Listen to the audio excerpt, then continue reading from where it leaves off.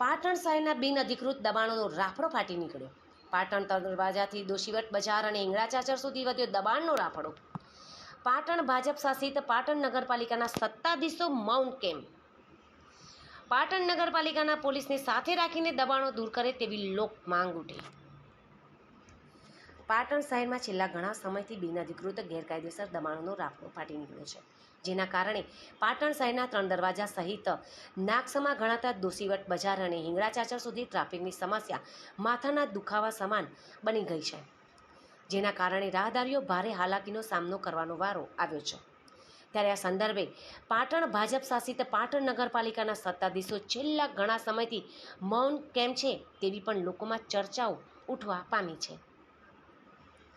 પાટણ શહેરના 3 દરવાજાથી લઈને નાગસમા ગણાતા દોશીવટ બજાર સહિત હિંગળા ચાચર અને બગવાડા દરવાજા સુધી બિનઅધિકૃત ગેરકાયદેસર દબાણોનો છેલ્લા ઘણા સમયથી રાફડો ફાટી નીકળ્યો છે.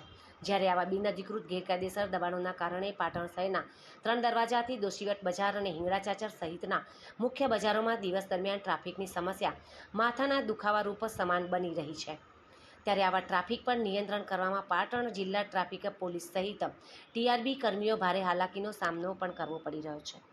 ત્યારે આ સંદર્ભે પાટણ નગરપાલિકા છેલ્લા ઘણા સમયથી બિનઅધિકૃત દબાણો દૂર કરવામાં અસમર્થ બની ગઈ છે, જેના કારણે પાટણના મુખ્ય બજારોમાં બેફામ રીતે નિયમોને નેવે મૂકીને લોકોએ દબાણોમાં સતત વધારો કરી દીધો છે.